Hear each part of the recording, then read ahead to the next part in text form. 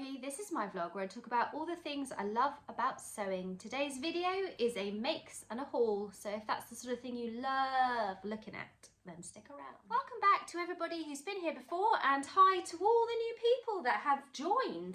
It's lovely to meet you. My name is Carrie and I love sewing. I love thinking about sewing, watching other people sew, sewing myself, thinking about fabric, dreaming about sewing. Yeah, literally obsessed. So if that's the sort of thing you like doing too, then you're in the right place. Thanks very much for joining us. So today's video is going to be what I've been making recently, and I have made 3 things to show you. Three whole things. Before we begin, I am just going to, can you hear that jingle jangling? There are 2 black assassins running around my house at 1 billion miles an hour, so I will apologise in advance for my kittens. Don't struggle. This is Smokey. This is Bandit. 2 very naughty kittens.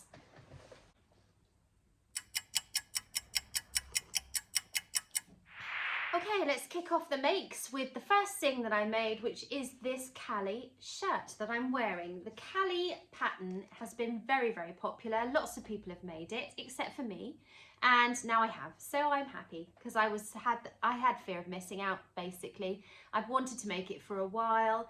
Lots of people raved about it, so yeah, I have made it. Woo!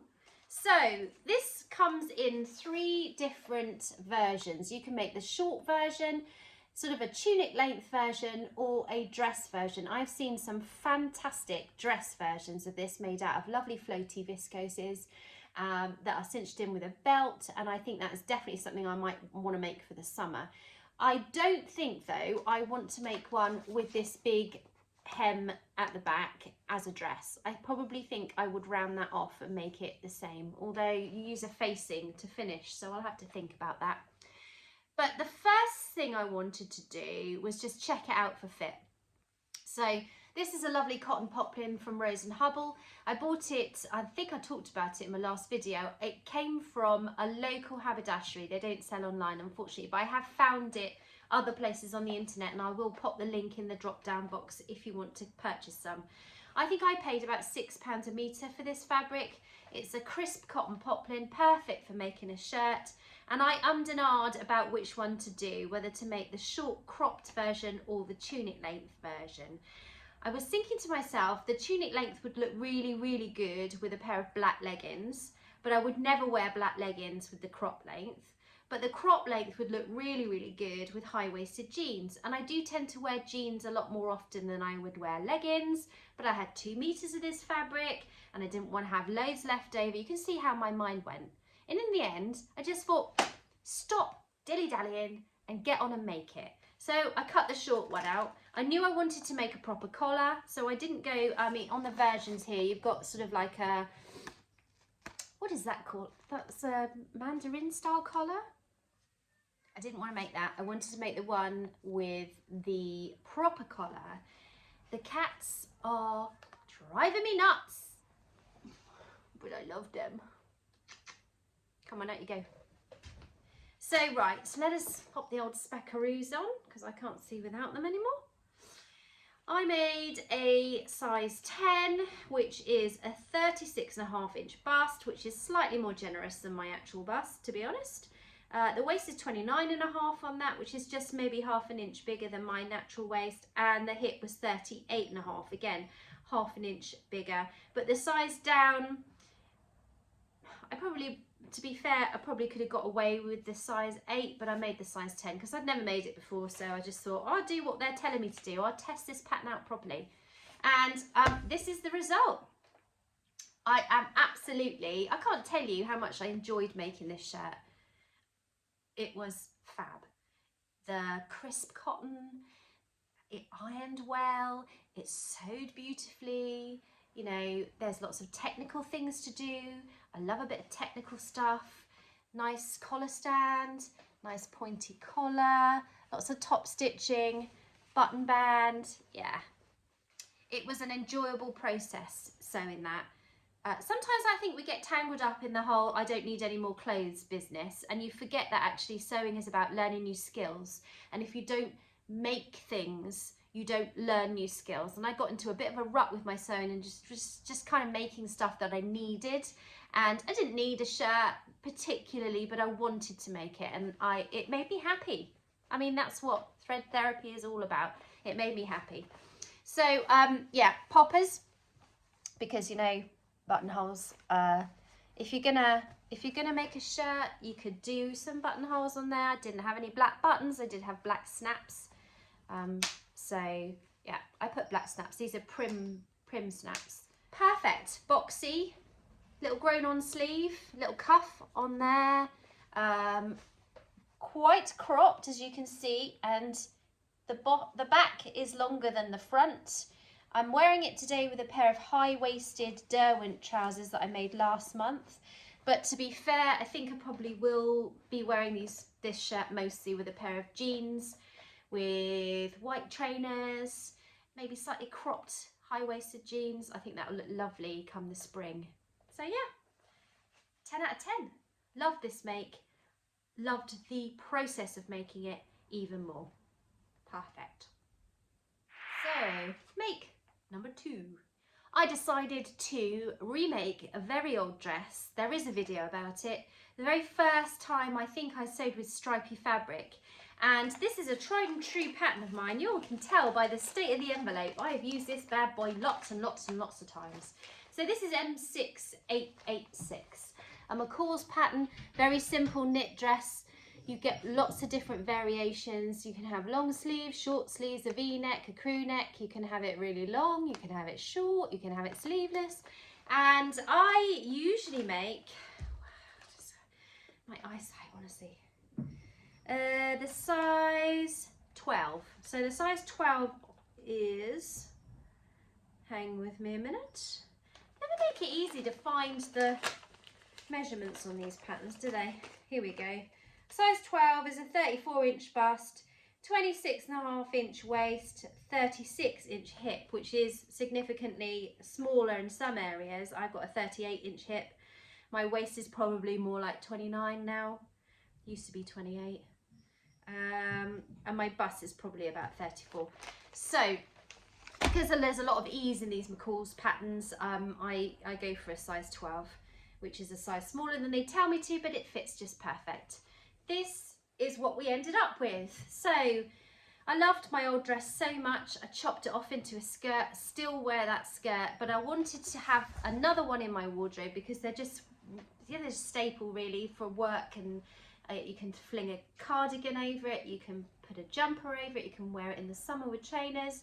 And this Ponte Roma, I have got Rachel from Stitched Up to blame for, because she introduced me to Pound Fabrics, and if you haven't heard of them, I will put the link down here. So because I'm an enabler too, let's just share the love. Cheap fabrics, cheap fabrics. So this was £3.75 a metre. £3.75 a metre, and it's Ponte.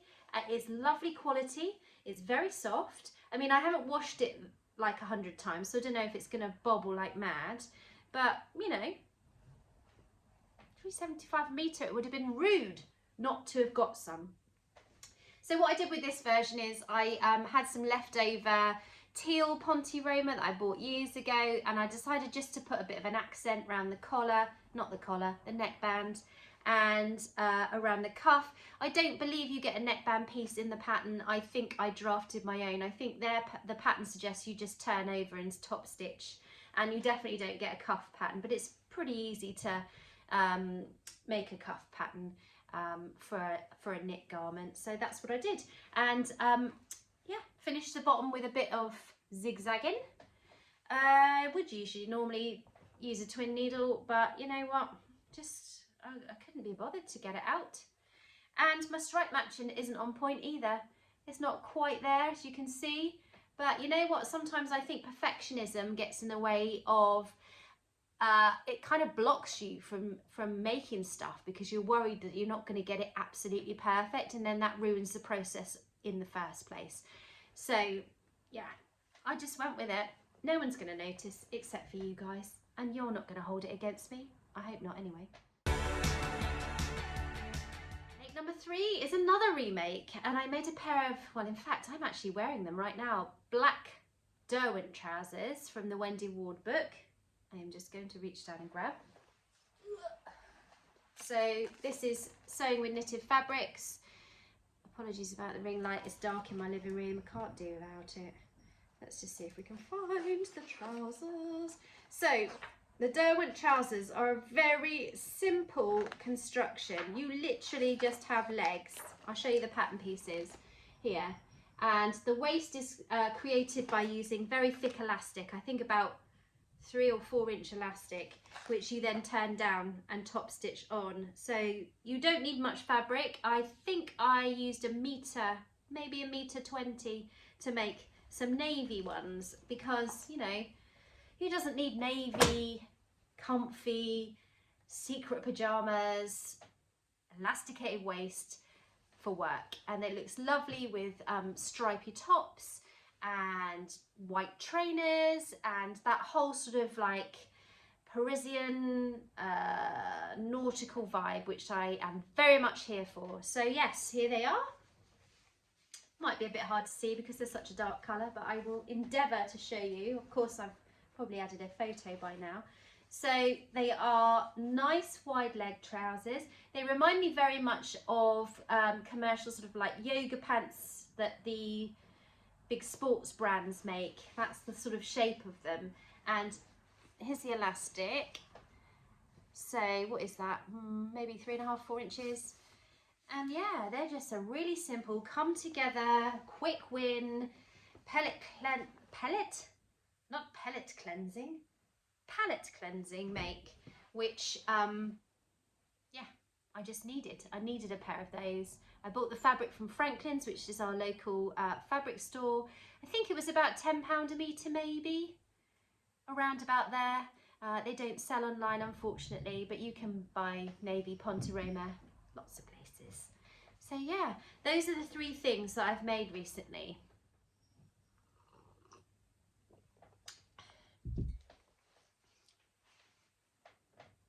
Janky. Let's move on.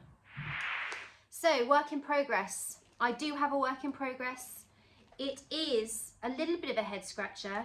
I bought the Burda Style magazine because they are started selling these in our local WH Smith's, which is a new thing. I noticed the other day that they also sell another magazine, which the name of just disappeared out of my head, but I will pop down here.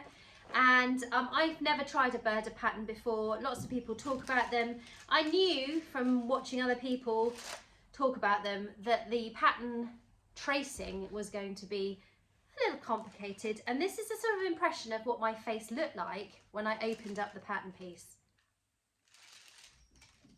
Oh my gosh, look, I mean, you couldn't cram any more lines on this paper if you tried. So yeah,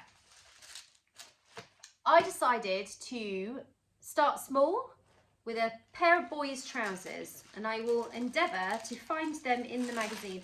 The nice thing about Burda magazine is they are really stylish. You know how sometimes the big pattern brands, their illustrations are a little bit not very fashion forward, let's just say that. Burda magazine is really well styled. You can see there, I have decided to go ahead and try and make these little corduroy trousers, although I'm not making them out of corduroy, I'm making them out of leftover denim from my recent Lander pants. There is a video for that. If you haven't watched it, it's the last one I did, I think. So yeah, Burda Style magazine is just full of beautiful, fashionable pictures of the clothes that you could dream to make for your wardrobe if you could ever get past the fact that 1, you have a billion trillion lines to pick out to trace the pattern, and 2, there's no seam allowance included, so you have to actually add the seam allowance to the patterns. 2 big reasons that, you know, kind of is putting me off, to be fair. And the instructions, well, they're vague to say the least. Vague. There's a lot of already assumed knowledge, which is fine if you're experienced sewist, and I've made quite a lot of different things. I've been sewing since I was a teenager, so I could read most of it and figure out what they were telling me to do, but it's definitely not beginner friendly, I wouldn't think. And certainly the fly on these trousers is absolutely not beginner friendly, because I spent a lot of time literally like, I don't get it, I don't get it, I don't get it. So yeah, they're sort of half done-ish, as you can see. So I have, so far, they're all creased up, they've been in a bag. I've constructed the pockets and I've put the leg together, which, you know, it's a nice kind of tapered shaped leg. This is for my little boy. He is going to be, he's 9 this year. So the back crotch is open and the front crotch is open, because the pattern pieces are shaped, the fly is kind of built in. It's built into the 2 front pieces. So I've been watching a lot of YouTube tutorials on how to do this, and I think I may have figured it out. But as I said, the instructions were not useful whatsoever, so I've had to do my own research. But I think it's going to be okay. I kind of get it now. So that's the next thing I need to work on. Just try and get him a little pair of wearable jeans that match mummy's. Although I didn't go for yellow top stitching on his, because, you know, I didn't know how they'd turn out or whether they'd fit. So I've gone for a simple look. Okay, let's talk haul and favourites. My last category. I have 2 fabrics to show you. One was going to be shown to you, but I'm actually wearing it. And the other one is that stripy dress. So I bought a few bits of fabric this month, but I couldn't wait. I just made them up. So the first thing I bought was this cotton. It's a polycotton. It came from Pound Fabrics at the same time that I ordered the Ponte Roma, the stripy Ponte Roma. And this has got tigers all over it. I just thought it was cute and inexpensive, £2.25 a metre. I got 2 metres. Good for sort of muslins, good for children's shorts, good for Cali Shirt. You know, it's nice quality polycotton, but you know, it's not luxury fabric. Let's not kid ourselves. But I don't mind it. I quite liked this print on there, and I thought I'll have a punt at that for £2.25 a metre. So that's gone into my stash, waiting to be made up into something probably for summer. Maybe a little pair of, ooh, I could make summer pajamas. That could be quite nice. And then the next piece of fabric I bought was from Rainbow Fabrics Kilburn.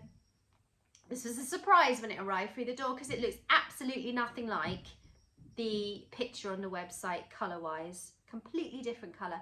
I thought I'd ordered baby blue, and it's actually more of a denim blue, but I don't mind it, so it's a happy accident. So this is a coating fabric. And I hear you say, you haven't finished that coat that you started 2 years ago. And I know that, I just don't want to finish it. I haven't got the motivation. So I bought some more coating fabric. This was £4.99 a metre from Rainbow Fabrics. And it's a lightweight blue drapey wool mix. And it says on the website it's washable, which is another reason why I grabbed it. And I think I'm going to make a coatigan. I think possibly I might make the Wendy Ward coatigan. I'm going to have to find it and show you. Hang on 1 second. Where are you? So in the Wendy Ward book, she makes this beautiful, well, she doesn't make, she allows you to make the kinder cardigan. And you can make this in several different versions. I've made probably 2 or 3 of these in the past, and it's a very nice, simple sort of coatigan shape. And I thought actually that could be really nice for a spring coatigan. Here's another picture of the front. It's not fussy. You've got just neckbands on the front there. You can, I think, yeah, you can put pockets on. They're patch pockets, and I don't know if I'll bother with a patch pocket or not. Possibly not. I might just go for a nice straight, sleek look. Maybe put some inseam pockets in. But yeah, well, I will warn you that if you do order it looks like it's kind of like a baby blue colour on the website, completely different to what it actually turns up to look like. But actually, you know what, it's a nice colour. So for $4.99 a metre, I let them get away with that one. I got 2 meters of that. So if you have any suggestions for jackets, I'm not really into shackets, I don't think, but you know, you could convince me otherwise. Coats, cardigans, anything that you think is a spring staple in your wardrobe, please pop in the comments below and direct me to your patterns. Okay, last category of today is my favourites. I wanted to give you a couple of favourite things that I have found, and they are frugal favourites because, as we all know, there is a frugal challenge, or you might not know actually, but most people know now, I think, because it's all over the internet. So Frugal 22, I am taking part in the challenge. I have a video coming out at the end of March. I have fallen down a rabbit hole. I've spent a lot of hours of my life looking at free patterns and have had so much fun, and I can't wait to show you what I'm planning. So yeah, stay tuned for that video. But these are my frugal favourites. These are my frugal favourites for the month. First one is tracing paper. Expensive. Cross and dot paper, expensive-ish. I went into Poundland. I was looking in there and thinking outside the box, and they have greaseproof paper and baking paper in Poundland, and it's white. And this stuff, you get 10 meters for £1, and it's perfect for tracing patterns. You know, it's greaseproof, so it's not easy to stick together particularly, but you can with a Pritt stick. It will stick eventually. But you know, for £1, that is my top tip for tracing out patterns. Frugal tip number 2 is project bags, and these came from Home Bargains. Home Bargains, I hear you say? Yes, 69p, I think.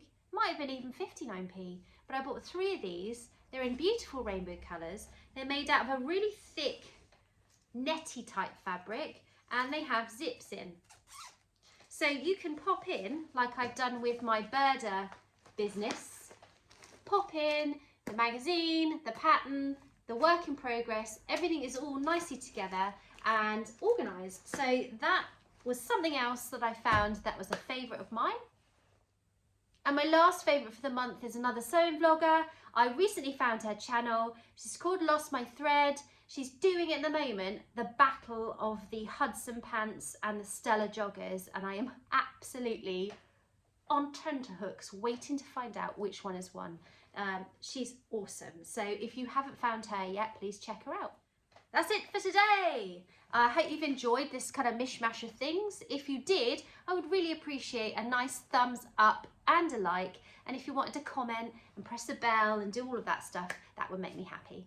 And I will see you next time, probably for a So Frugal 22 little video. So I'll see you then. Bye. That doesn't make any sense, does it? Yeah. Say bye-bye. Say bye-bye.